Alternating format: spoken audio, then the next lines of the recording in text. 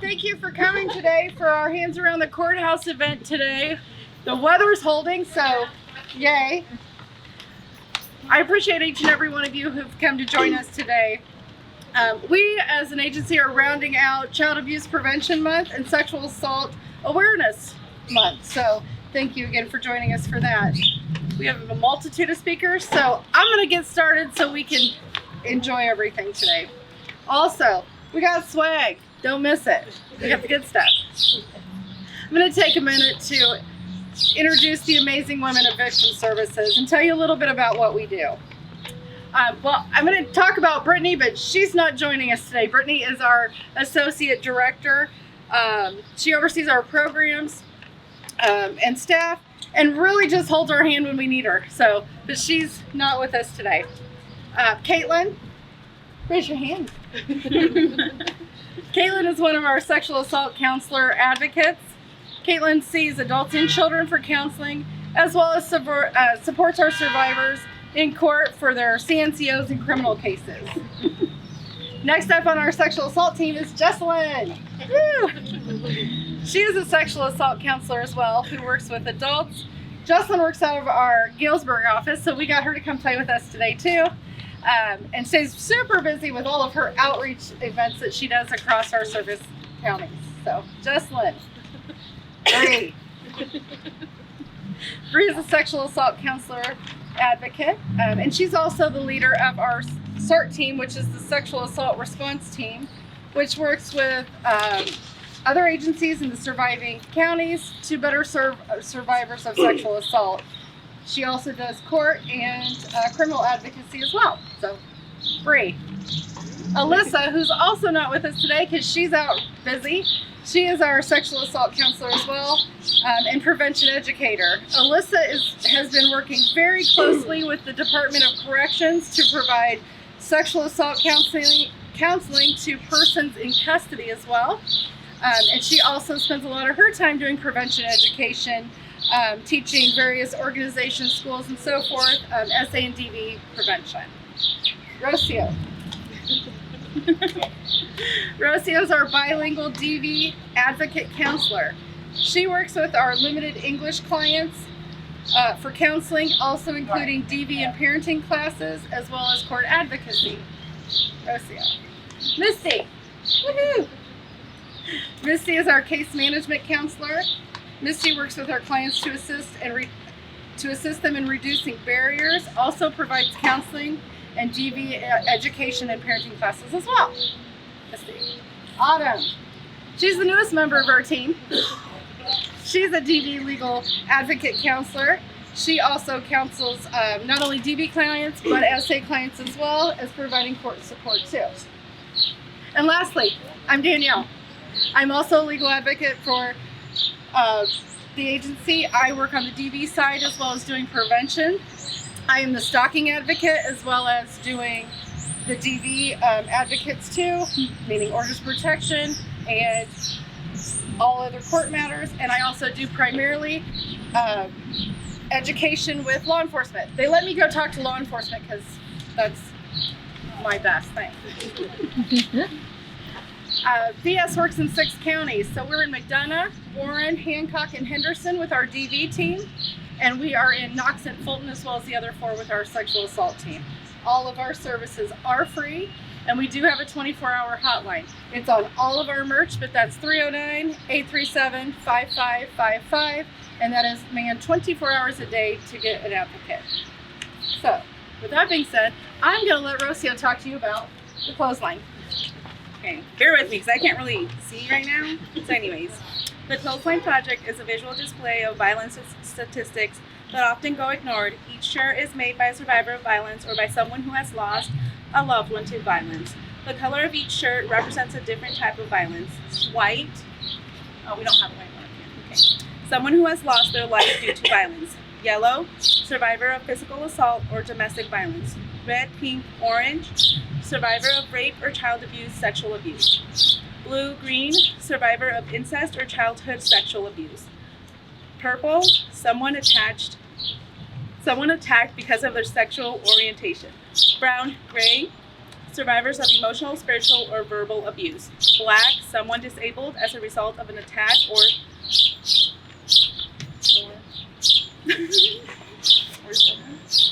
I don't know. Okay, sorry guys. Please take a moment to honor the stories of those who so bravely shared their stories. And then we're gonna let Caitlin talk now. She can. I'm going to read some statistics that came from the National Children's Alliance. 1 in 4 girls and 1 in 13 boys in the U.S. are estimated to experience child sexual abuse.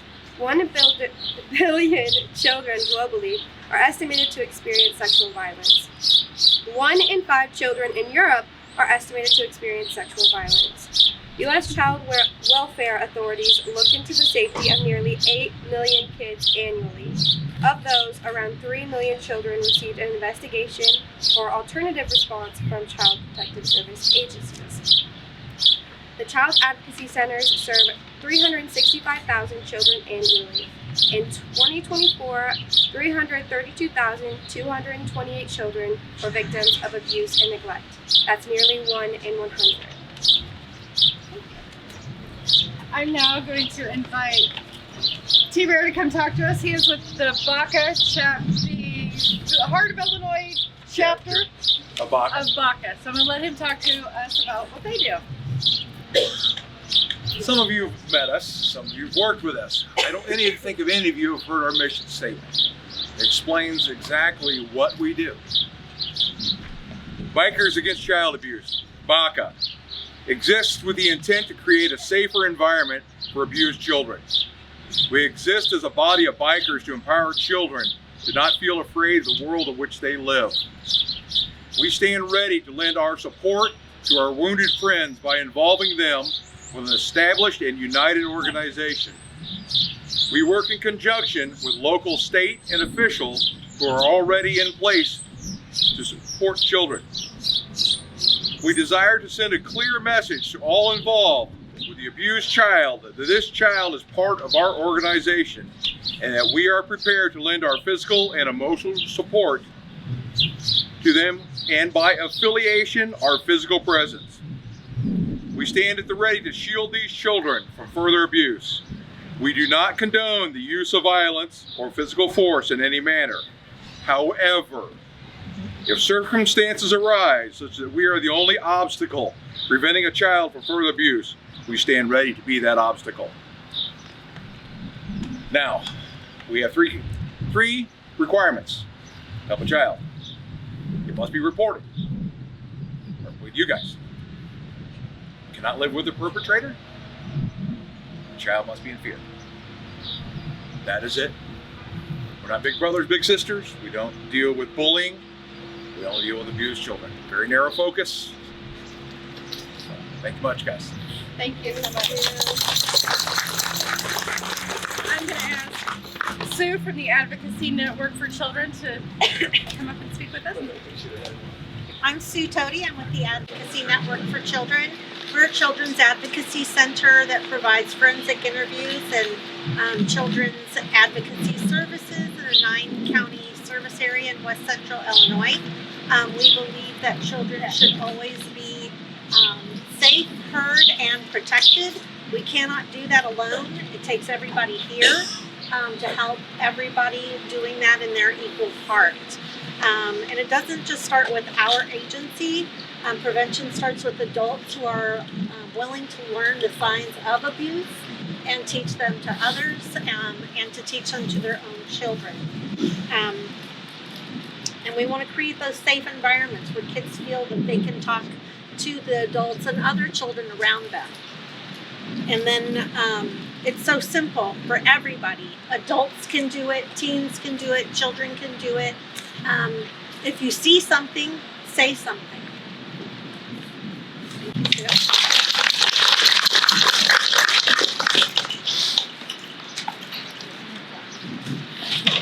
Before I ask Missy to come up and read the Blue Ribbon story, I just want to thank each and every one of you for coming out today, and more importantly, for supporting our children who've experienced abuse and all of the things that come along with it. So I'd like to give you all a big round of applause for being here and what you do for us. Thank you so much. And if we want to, since we're kind of a small group today, we can kind of just make maybe a little bit of a semicircle, and we'll let Misty read the story and of the blue ribbon.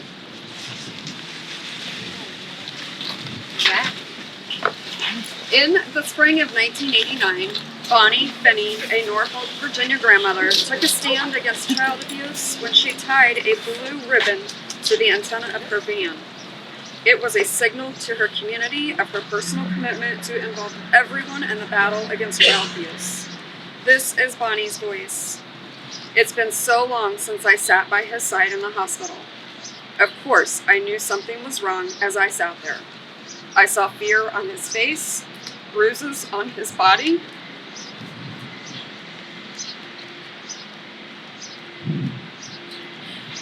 and the healing of cigarette burns on his hands. I only had one child. She was a beautiful little girl.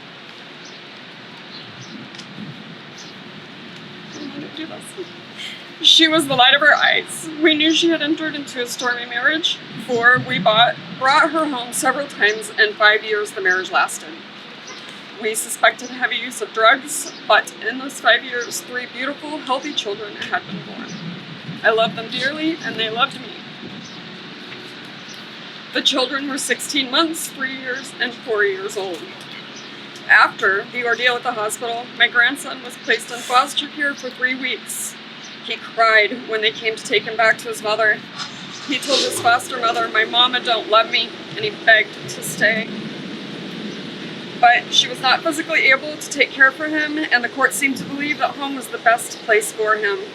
I knew better, and I told them so, but I was overruled. My instinct as a grandmother was not taken into account. I never saw him again.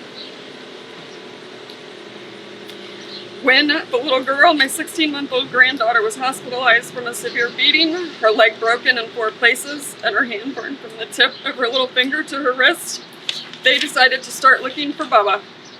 We learned that he had been killed, wrapped in a sheet, stuffed in a box, and dumped into the swamp 3 months earlier.